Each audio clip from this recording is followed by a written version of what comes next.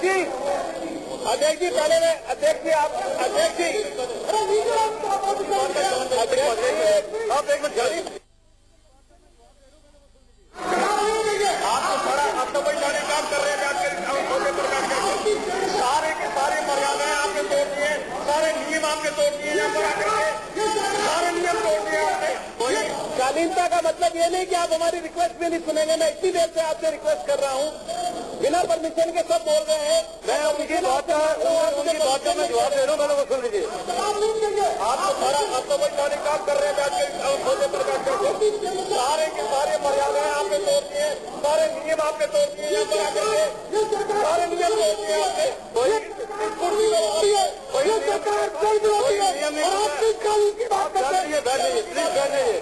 आप बैठ जाइए प्लीज, आप शांति रखिए, आप बिल्कुल आप शांति रखिए प्लीज। नियम तोड़ दिया आपने।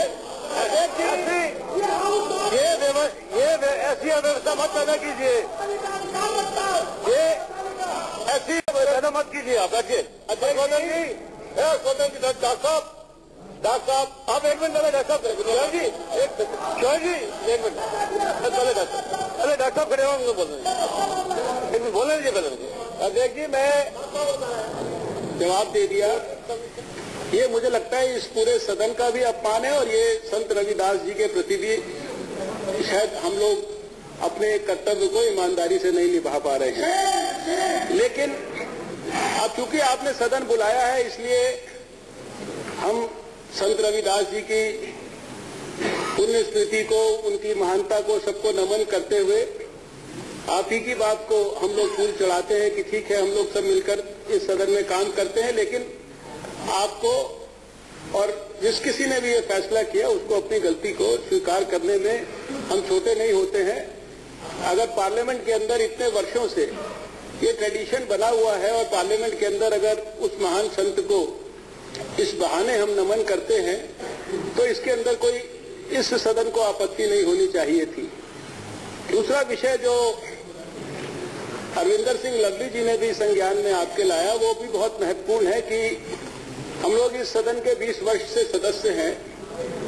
जो फ्राइडे का दिन होता है, अगर 3 दिन का सदन भी हो, 4 दिन का सदन भी हो, वो प्राइवेट मेंबर्स डे कहलाता है। उस दिन आप प्राइवेट मेंबर्स रेजोल्यूशन मूव कर सकते हैं, आप कोई प्राइवेट मेंबर बिल ला सकते हैं और सदन के सदस्यों को सरकारी व्यवस्था के अलावा भी अपनी प्रतिभा को, अपनी सोच को, समाज के बारे में, देश के बारे में अगर वो कोई ऐसी चीज सोचते हैं जो कि सरकारी व्यवस्था के अंतर्गत मान लीजिए नहीं आगे बढ़ पा रही है, तो ये उनके लिए एक तरीका होता है अपनी प्रतिभा को और समाज के प्रति अपनी सोच को आगे बढ़ाने का। रेजोल्यूशंस के रूप में लाते हैं लोग, कई कानून बनाकर लाते हैं। उनके ऊपर पिछले 20 साल से हम देखते रहे हैं कि हर फ्राइडे को यहाँ पर 3 जो है इस तरह के विधेयकों के ऊपर चर्चा होती थी जो हमारे प्राइवेट मेंबर्स लाते थे। एनीवे उसको भी आप भूल जाइए। तीसरा विषय अध्यक्ष जी, इस आपके सचिवालय के कार्य पद्धति के बारे में मैं रखना चाहता हूं। परसों रात को 11:15 बजे हमारे पास घर पर एक एजेंडा आता है जिसमें ये विषय आता है कि कल जो दिन चला गया उसके अंदर जन लोकपाल बिल के ऊपर विधानसभा के अंदर उसकी प्रस्तुति होगी, उस पर चर्चा होगी। आप कहेंगे तो वो एजेंडा में निकालकर यहाँ टेबल पर भी रख दूंगा। उसके बाद अध्यक्ष जी कल दोपहर में 11:15 बजे आप तो हमारे पास दूसरा एजेंडा एक दूसरा एजेंडा मेरे पास कल आता है। उसमें से जन लोकपाल बिल जो है उसके प्रस्तुतिकरण का विषय गायब हो जाता है। इसके बाद कल 2 बजे जब सदन के अंदर हम आते हैं तो स्वाभाविक है कि जो लेटेस्ट एजेंडा आया था उसके हिसाब से आपका कार्य चलता रहा। हम लोगों ने कल सदन के अंदर एक कॉलिंग अटेंशन मोशन दिया था जिसमें हम लोगों ने आपसे ये निवेदन किया, मैंने भी दिया था और उधर हमारे कांग्रेस पार्टी के नेता ने भी दिया, और हम लोगों ने ये कहा कि एक विवादित मंत्री हैं, उनका आचरण विवादित है, अमर्यादित है। 1 महीने से उसके ऊपर बहुत सारे विषय संज्ञान में आए हैं। हम उनके अमर्यादित आचरण के कारण भारत के राष्ट्रपति तक गए हैं। आप उनको सैक करिए, उनको बर्खास्त करिए और इस सदन के अंदर चर्चा कराएं ताकि दूसरे लोगों को भी किस तरह से मर्यादा को निभाना होना चाहिए, मंत्री रहते किस तरह बिहेव करना चाहिए, मेंबर को क्या करना चाहिए। क्योंकि जो मंत्री के खिलाफ जो आरोप आए थे अध्यक्ष जी, वो बहुत गंभीर थे और खासकर जो लेटेस्ट कुछ टेलीविजन चैनल्स ने उनका संबंध अश्लील पॉर्न साइट्स के साथ दिखाया। अब उसकी सच्चाई के ऊपर और उसके ऊपर हम नहीं जाते, लेकिन नेशनल टेलीविजन ने बहुत डिटेल में उन सारे विषयों को दिखाया। हमने कोई उस पर रिसर्च नहीं की कि सदन के किसी दूसरे सदस्य ने रिसर्च नहीं की, मीडिया ने रिसर्च करके उसको दिखाया। आपने दिन भर उसके ऊपर जो है कोई कार्रवाई नहीं करने दी, सारा दिन पूरा का पूरा बर्बाद हुआ। लेकिन सबसे बड़ी जो दुख की बात है, कल शाम को मुख्यमंत्री जी ने बयान दिया, यहाँ इस सदन के अंदर कांग्रेस पार्टी के लोग, भारतीय जनता पार्टी के लोग, जनता दल यू के लोग, इंडिपेंडेंट लोग, सारे के सारे लोग एक बात पर इसलिए एक मत थे। खाली ये सदन के ये लोग एक मत नहीं थे, इसलिए एक मत नहीं थे कि ये कांग्रेस के हैं या बीजेपी के हैं।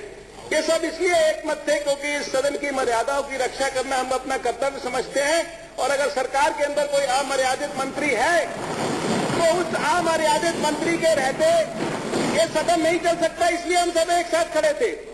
कल शाम को हम मुख्यमंत्री जी का बयान सुनते हैं कि अंबानी साहब ने कांग्रेस के और बीजेपी के लोगों को मिलवा दिया है। हम ये पूछना चाहते हैं कि 6% से 8% दाम आपने बढ़ा दिया पिछले दिनों सरचार्ज, किसको फायदा हुआ? अंबानी जी को फायदा हुआ या किसी और को फायदा हुआ? हम ये पूछना चाहते हैं, आप साल भर में 1350 करोड़ रुपए सब्सिडी देना चाह रहे हैं बिजली कंपनी को, अंबानी जी की कंपनी को, फायदा अंबानी जी को हो रहा है या बीजेपी के या कांग्रेस के लोगों को हो रहा है? और अध्यक्ष जी, मैंने कल कहा था मीडिया के लोगों से कि जिस दिन अरविंद केजरीवाल जी एक झूठ नहीं बोलते हैं और 4 लोगों के ऊपर देश में कोई आरोप नहीं लगाते हैं, उनको रात का खाना हजम नहीं होता है। और मैं उस बात को फिर से दोहराना चाहता हूं।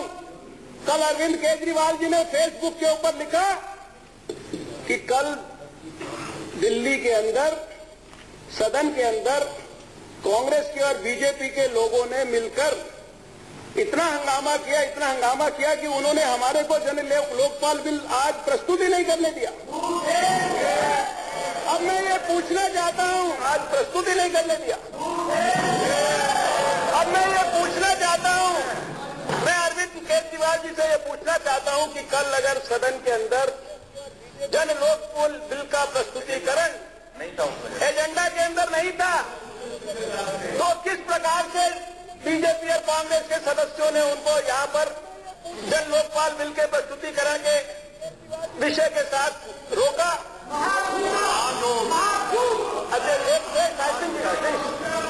अध्यक्ष जी, मेरा इसके अंदर आपसे एक बड़ा विनम्र निवेदन है। यहाँ पर दिल्ली में लगातार टेलीविजन चैनल्स के माध्यम से